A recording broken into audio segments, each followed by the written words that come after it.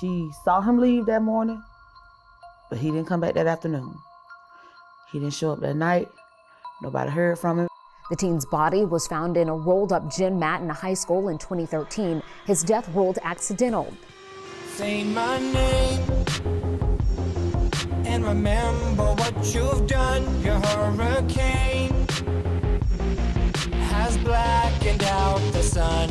Play your game. You can't continue to kill unarmed black people and get away with it. But if Kendrick did die of an accident, how, with all that distrust, how could you even ever show that? But then on the flip side is they didn't treat it like it could have been a homicide. Lowndes County Sheriff Ashley Polk announced officials were reopening the investigation. Only angle is to find justice for my son.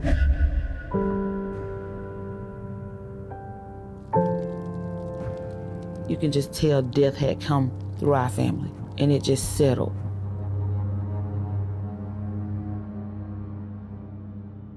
So what's interesting about today is I had written to a talent agency, and that talent agency basically specializes in kids model actors. And so I had asked them if they had two teenagers. My name is Jack Corrigan. I'm 16 years old, and I'm going into 11th grade to junior year in high school. So I'm actually in the middle of the off season for football. We're training. Our first game is in like less than 2 weeks. They want you to do multiple sports year round. So I've been doing track and wrestling, but this year I think I might do golf and track. I'm Joe Bemagine. I'm 17 years old and I go to Union Catholic High School. I'm a senior now. Well, I'm going into senior year. I did lacrosse freshman year. And so I had asked them if they had two teenagers who had 16-inch shoulder width. So we'll have to verify those measurements. So actually, Kate, I'll probably have you come even on to this side so we can really see, because that measurement will be over here. Okay, so it looks like we actually have 17-inch, so we got a little bit bigger. 17-inch right here. You see that? 17-inch. We're just gonna bring it back so we can show. I mean, that's kind of looks like how they had the measuring tape, so I think it's gonna be like 17 and a half. Okay, and then just kind of bring your hands by your side. There you go, perfect. Yeah, so I think we're probably looking at 16 and a half or 17 on him. Yeah, so I feel like, you can see that okay? Okay. So we got a little bigger than the shoulder width, so that'll say a lot on this experiment if he tries to go through the mat and is able to. So. Yeah. Okay, so you can stand up, thank you so much. So when I originally reached out to the talent agent, one thing that was really important to me is to find actors or models who weren't really familiar with the Kendrick Johnson case, or at least if they knew about the case that they didn't have their mind made up about it yet, or maybe that they had never heard anything about it and were completely unbiased about the case. So when I called the talent agent, I just let them know to not alert them the case that we were working on, so that the actors wouldn't go ahead and try to look up the case before they came and give an opinion on what they thought might have happened to Kendrick Johnson. So instead of him asking them if they knew about the case, I just thought maybe they can come into these experiments blindly. And when they got on location, I asked them if they knew about the case and what they thought about it, to kind of assess if we had any bias that we needed to look out for. I remember seeing it on the news and I found it really questionable because there were certain loose ends that were never answered. There were certain things that were never explained. And to this day, they're still trying to find clues, and they're finding more and more clues all throughout the years that weren't talked about prior. I feel like it's really interesting, and I hope that the kid gets justice soon. I knew that my shoulders had to be 16 inches wide, and I knew there was a mat involved. That's about it. Interesting. So you hadn't even heard of the case, so even after doing experiments, you still don't know the case we're talking about? No. I was really happy to hear that Jack had not heard about the Kendrick Johnson case. Someone coming in with no information and not knowing the case at all is really the best case scenario for me as far as having an unbiased experiment subject. So I was really excited that even after he understood the nature of the experiments, it still didn't ring a bell to something that he had heard in the media before. So he walked into this experiment totally blind, not knowing anything about this case.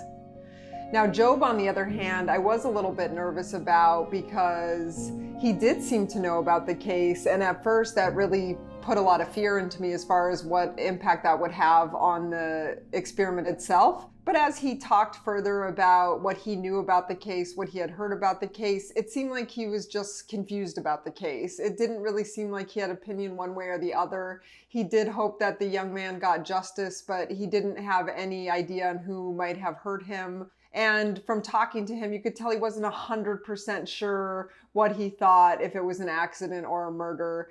He just was hoping that the boy would get justice, whatever happened to him. And kind of that viewpoint made me feel like he could also remain unbiased, because I think if you can know about the case but be kind of detached from what the results of that case are, I think that helps keep somebody unbiased. And that's very much how he felt to me. He felt like he kind of had some details about the case, but was still open to what might have happened to Kendrick Johnson. And that's why I believe he can also remain unbiased. What I want you to do is just tell me if you think, don't do it, just if you think that if your shoe fell down that mat, if you'd reach down and get it, okay?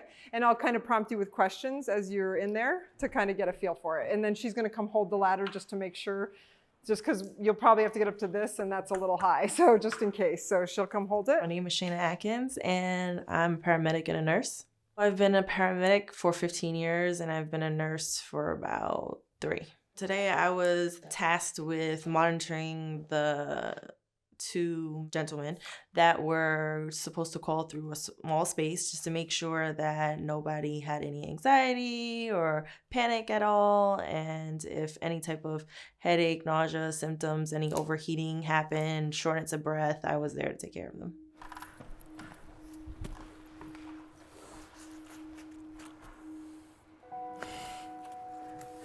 Yeah, so what are your initial reactions when you look down there?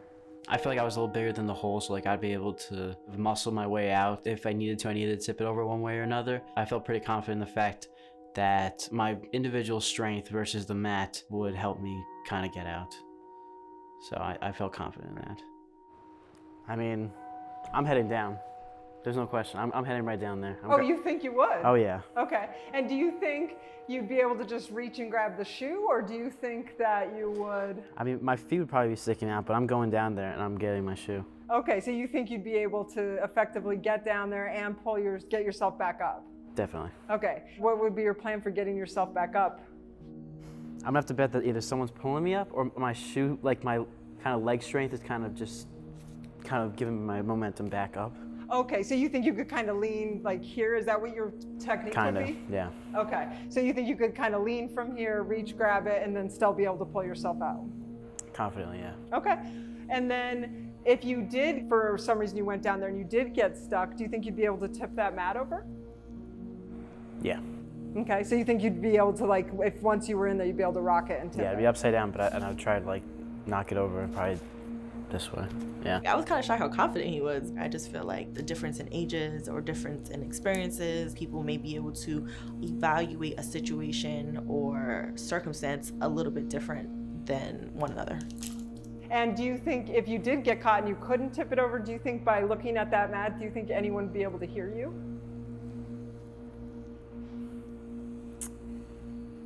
I think there's gonna be some sound coming back up this way. Okay. So, but other than that, probably not. But I would say someone could probably hear me if they're close enough. Okay, so you basically being the age you are, you would think there'd be no problem going in there? Yeah. Okay, cool. All right, that's the first experiment.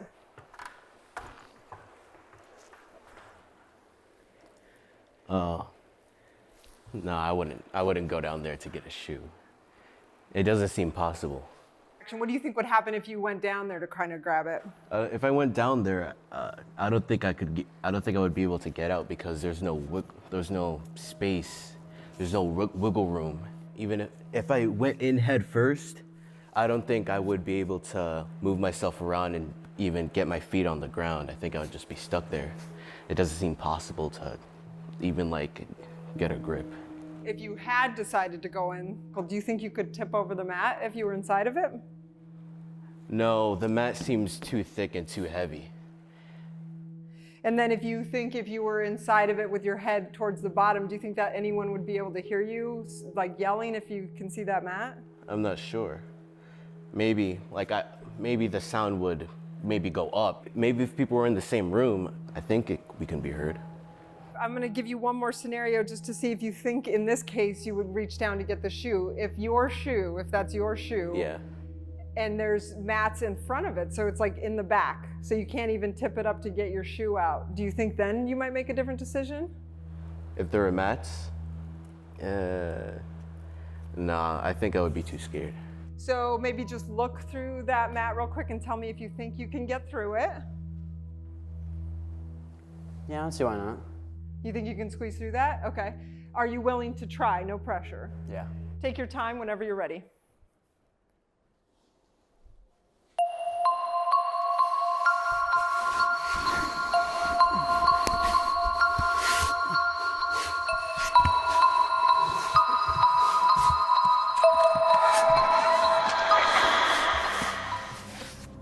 How did you feel? Was it difficult to get through?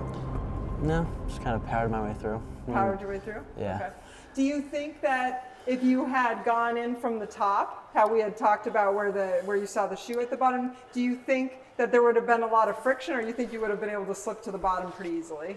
Well, since I think because I'm going down, I think it might have been a little bit easier. I guess once I got in, because I probably would have just went right down. Okay. Where this, I kind of had to wiggle through a little bit more, I would think. So I think this probably would be a little harder. Okay. Than, and did you feel scared at all, or was it not, because you're just not that kind of guy who gets scared about that? I mean, I went pretty quick, so I think I kind of just, that was really what took it away, but. You weren't really thinking about it during it? Yeah, exactly. Okay. And then now that you've done that, do you think that you could still grab the shoe at the bottom? Because you seem to think you might be able to and bring yourself back up. Do you still think that, or what do you think now? I don't know, I'm a little less confident in myself, but I still think I could probably get out some way.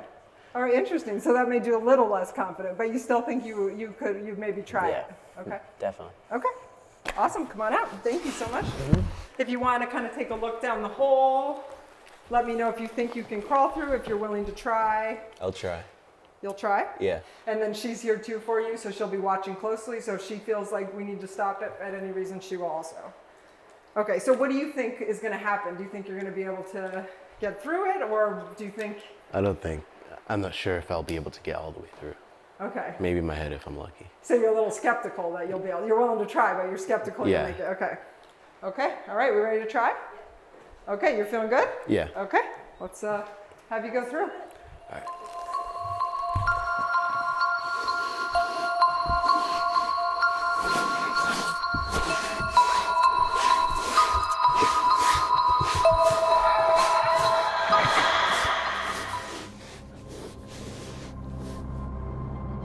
The hole seemed really small. I didn't think I would have been able to do it, but like once I got my head in there, I felt like, oh, maybe it's not that bad, because it like extended a little bit when I got in. I was just wiggling around in there with my shoulders. Would you say that was hard to get through? Or? It wasn't hard. If you were to get through here, I thought it wouldn't be able to fit in at first, but like I just had to slither it across and you're able to get through. Interesting. And I feel like even if my shoulders were a little wider, you'd still be able to get through, because this extends a little bit, so. Now, when you think about going down the mat, obviously you said you wouldn't do that, but do you think if you did that, you would have just slid right in? It depends on like how hard I fall. If I were to like fall, I feel like I would be able to catch myself, but there's a chance that you could slip in. If my arms were a little smaller, I would have definitely slipped in, but you would definitely need like just a little bit of force for me to be able to like fall through if this was right side up. Okay. And now after you did this, do you think that you would crawl into that mat to get your shoe? If it was standing up? I'm not sure if it's possible to get back up. Okay, so you still would not do it, Yeah. even now knowing what you... Yeah, but then again, like I was wrong when I said I didn't think I would be able to slide through what I did, so maybe. I wasn't sure if you were going to be able to do that, especially because your shoulders were a little wider than what we had, so that's actually amazing. Right. Okay, well, come on out then. So let me explain how we're doing this, and then you can tell me if you're willing to participate in it, okay? So this time we'll have you crawl in, but you'll probably stop about right here with your head. So if you do decide to go through it though, you're going to crawl through to about here to where your head gets. We're going to tip the mat up for about 10 to 15 seconds. And then what we want you to do is yell as loud as you can and try to tip it over with your hands. Or anyway, try to get out anyway. It doesn't matter, whatever you want to try to do. Okay, all right. Are you willing to try this? Yeah. So whenever you're ready.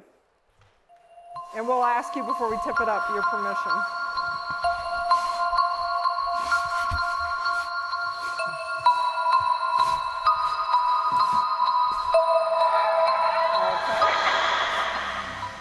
All right, how do you feel if we tip it up?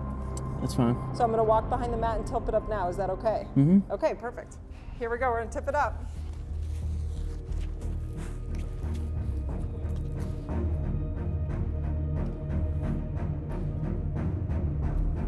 Okay, go ahead and yell and try to tip it over.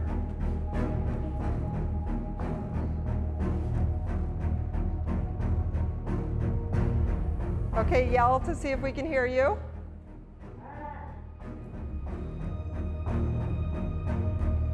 Okay, you ready to come down? Okay, bringing you down.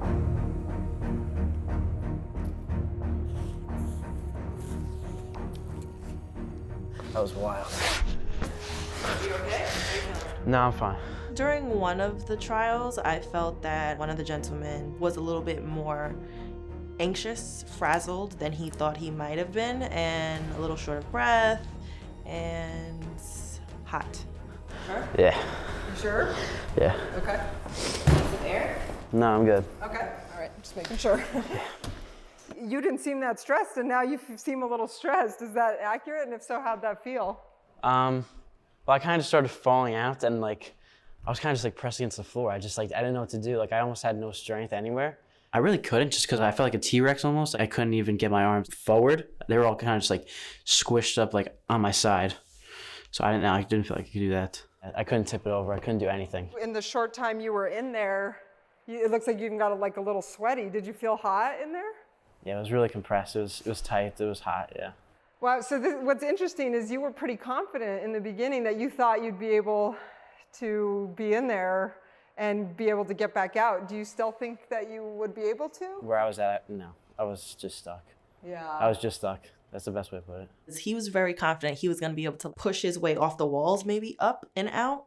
And because he was a lot smaller, it was harder for him, I think, to like move and stick himself to like the surrounding walls as opposed to the other guy. But then again, there's a catch-22 because even though the other guy was more secure, neither one of them was going to ever be able to crawl back up. It seemed like even when you got out that you were a little bit heightened anxiety-wise. Do you feel like if you had been stuck and no one was around that panic would have set in pretty quickly, or what did you think? Oh, yeah.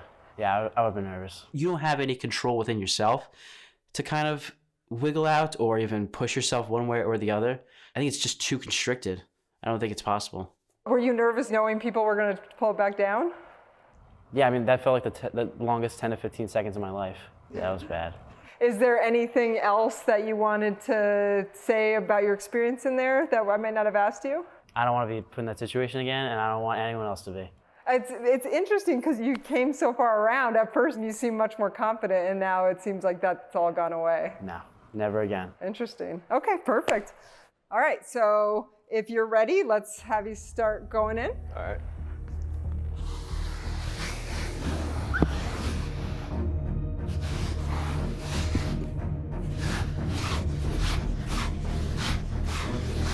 All right, you ready to give it a shot? Yeah. Okay, again, and like I said, it'll be 10 to 15 seconds, and then we will pull you right back out.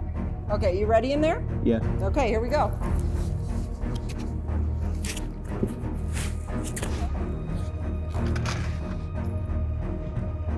Okay, go ahead, scream.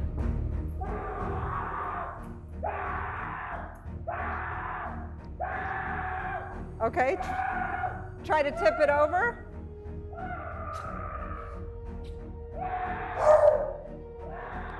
Okay, we're gonna bring you down.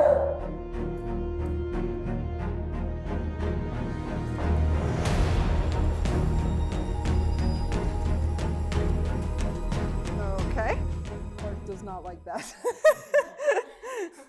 How did you feel in there? I mean, we could actually hear you a decent amount. Yeah, it's impossible to get out of there. I tried with the wiggling technique, didn't work. Also, this thing is too heavy to tip over while you're inside there, so you would just be stuck there permanently.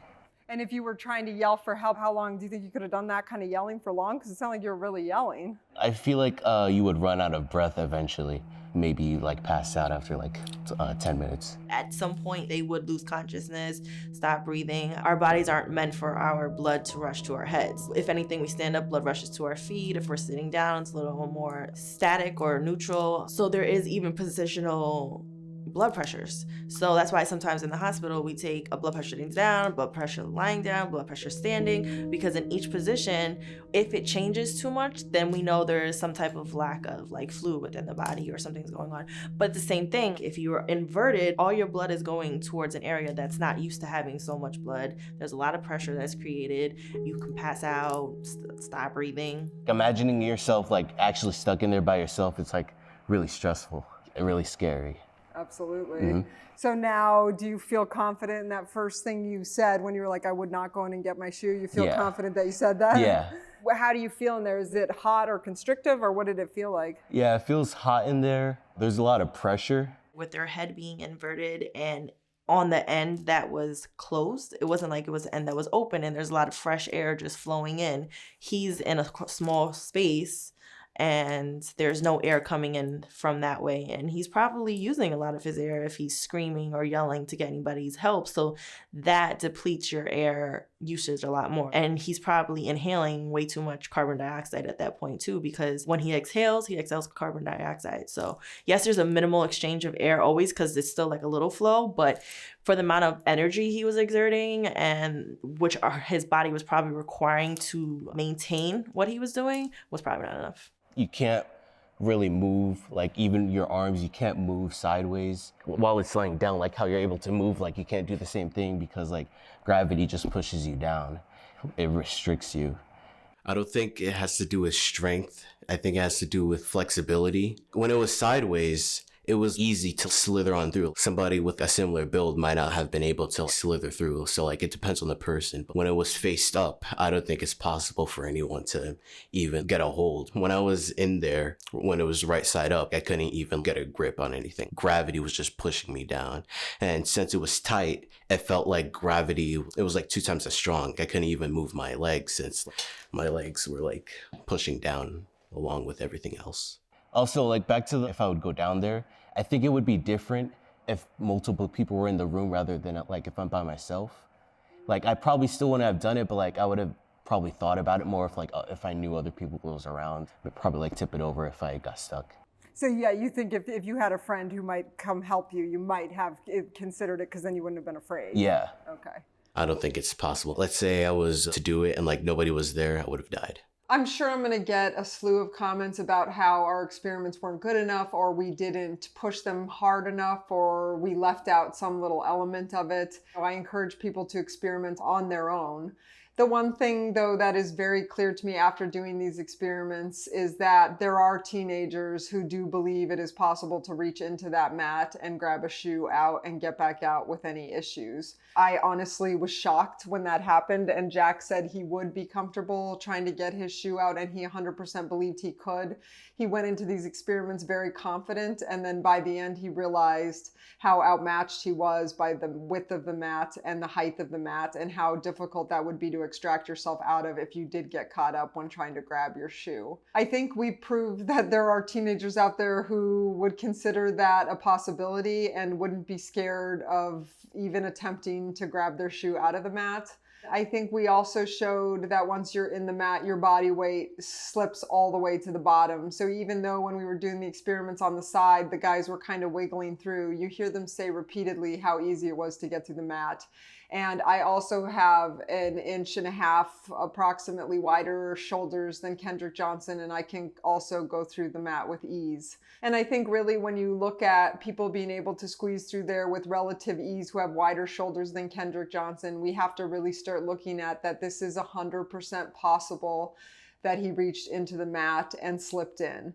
Now, I'm not saying it's probable. I'm not saying that somebody would do that of their own free will, but we did just see Jack, a teenager in here who is 16 years old, who said that he would have done it. And I think that that's really telling, because I 100% believed that nobody would say that in this experiment. So I was really surprised that we had a teenager that did say that. And I'd be really curious to see what other teenagers who don't know about this case would think if they could get in and out of that mat. Because I think that might show that teenagers just have, you know, this invincibility and they don't believe anything bad will ever happen to them. And I think that that really needs to be taken into account when we try to put ourselves in the shoes of Kendrick Johnson on January 10th, 2013. Is there anything else that you experienced in there that you want to talk about, or? It's hard to describe because you never really experienced something like that in your life. You feel really claustrophobic. It's like hard to breathe in there too. The air is enclosed. Screaming doesn't help either because someone could barely hear you. 2, you lose your breath. So even if you were just trying to survive, screaming wouldn't be your best option because you would quickly lose breath. Because when I was in there and I screamed, I could feel myself losing breath. Not like dangerously, but I was to the point where I could understand somebody passing out after screaming for such a long time in there. I tried to wiggle around in there too, but I couldn't. Let's say you were doing a handstand. If you wiggle around, you just fall over. But since you're enclosed in there, it's like you're falling, but you're not at the same time. It was a really weird feeling. You were held in suspended animation in the air. It was really stressful. Yeah, I mean, I kind of talked it up a little bit at first, so I guess I didn't really consider how it would feel, but it was tough. You can't think about anything else but how constricted. It's like so hard to even be in the moment. Like you don't even know what's happening almost like in every part of your body. It's just its own thing. Like it was like the longest 10 or 15 seconds of my life.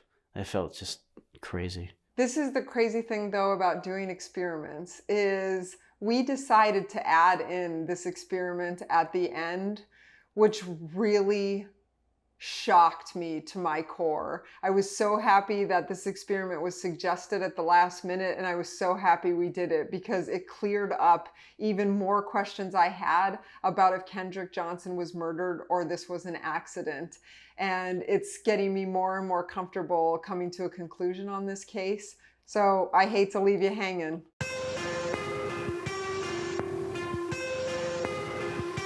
Say my name and remember what you've done. Your hurricane has blackened out the sun. Play your game in a tangled web you spun. Send your rain while water fills my lungs.